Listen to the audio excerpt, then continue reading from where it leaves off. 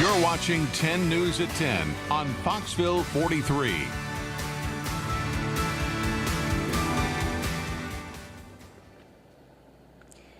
Thank you, everyone, for staying with our special continued coverage from Rogersville and Hawkins County tonight. Carly Trent, safe. It's certainly what this community and much of the state of Tennessee has hoped and prayed for a week now. This after a 9-day search with possible tips coming from 19 states. Now, here's the latest information we have at this hour.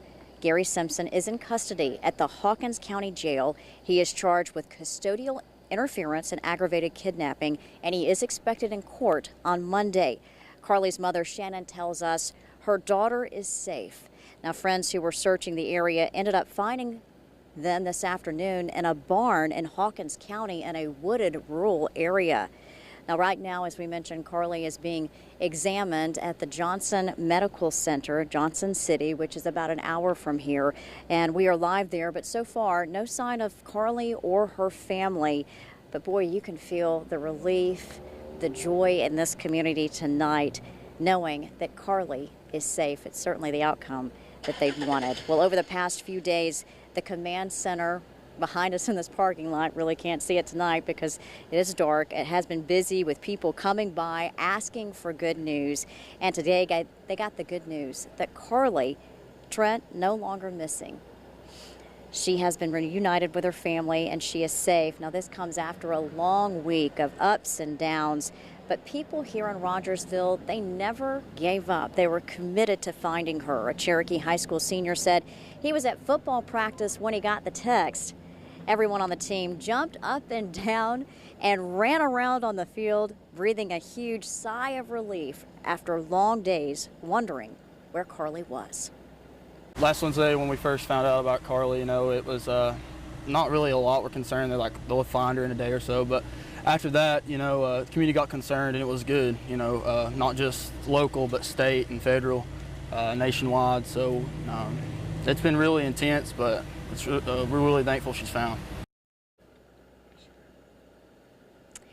Those prayers certainly answered today, and there was supposed to be a huge search party this Saturday. That search party, though, has been turned into a celebration, a wonderful gathering of family, friends, people throughout the Hawkins County community will gather around noon this Saturday to celebrate the fact that Carly was found safe and is being examined, recovering tonight at the hospital. I want to bring in Hawkins County Sheriff Ronnie Lawson now, and we've had quite a bit of time to chat this evening, and we were just talking about the emotion of your officers. I do want you to give us an update, though. I know that they have spent some time at the hospital where Carly is, and they've given great reports of Carly's demeanor. From reports at the hospital, the officers are ecstatic that she's playing in the hallways and seem to be doing real well. And the atmosphere at the office, my office, is totally different. I mean, it's been all business for over a week, like normal, but the stress level's been high, but right now it's celebration time. Yeah, you're so even keel.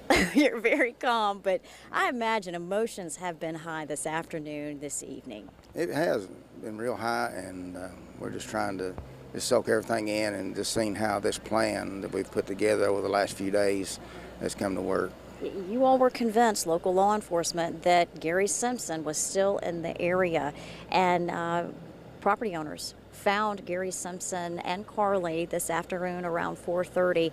Talk about what your officers, your deputies, discovered when they got there and how Carly was at that time. When my officers arrived on the scene, they had, of course, he was waiting with the landowners for to be picked up, and they took him into custody with no problem. And she was smiling, and she acted like she was glad to be found, and she was very talkative with the officers. And was carrying a teddy bear? I didn't see that. I wasn't there, but she was. I'm sure she got one from the officers, but she done very well coming back to Rogersville, and she's very talkative and talked about her school and stuff. So. You and I were talking a 9-day search, 8-day active Amber Alert. This is often not the outcome in a situation like this. You hadn't given up hope. What kept you all hopeful? We knew it was just a matter of time. We knew that we could make mistakes, but all he had to do is make this one, and he did. he went to the wrong place. And we were just motivated. We got to find this child, and we wasn't going to stop, and we knew they wasn't very far. We generated most of our time across the mountain where he actually was. Sheriff, we appreciate your time tonight. This community was already close, but this has brought even a tighter bond here in Hawkins County for sure. And I know there's going to be a lot of celebration, a lot of smiles, a lot of joys tonight, and you better believe that's going to continue throughout the weekend. Aaron, we're going to send things back to you for now here live in Rogersville in Hawkins County. All right, Beth, thank you. Certainly a lot of elated people tonight. 10 News legal analyst Don Bosch joins us now. And Don, obviously a lot of folks happy that Carly Trent has been found safe tonight. Her uncle, Gary Simpson, in jail. What happens now that Carly's in the hospital being examined and he's in jail? What are the next steps? Sure. Well, there are a lot of things going on right now in preparation for the ultimate and eventual legal case in this matter. Simpson's in jail. I don't know what his bond is as of this evening, but it will be very big. It is unlikely he will be out on bond unless he has some resources that I suspect everybody is unaware of. He has an initial appearance on Monday. In Tennessee, every defendant has a right to a preliminary hearing within 10 days. It's not likely that anything meaningful will happen on Monday, but between now and Monday, and as time goes on and the investigation develops, we're likely to see other charges if the evidence would support it, things that might be assaultive in nature and some of the things that one might envision. I suspect that we'll see other additional charges. Right now, Simpson's facing one of the most severe charges in Tennessee, a Class A felony. It carries 15 to 25 years and a virtual day-for-day sentence. In other words, whatever number he might get, should he be convicted, he would serve virtually all of that before he'd be released. And can you tell us about the legal proceedings preparing for a kidnapping and abduction case? Sure. I mean, again, this is going to be a difficult challenge for both the prosecution and, more importantly, the defense, or more challenging, I should say, the defense. You know, certainly outward evidence, and we want to be careful and respect the system, but it does appear that there are offenses that have been committed by Simpson against Carly. And so at that point, everybody's going to begin to evaluating, for example, what is the mental state of Simpson? Is there a mental capacity defense? What is going on here?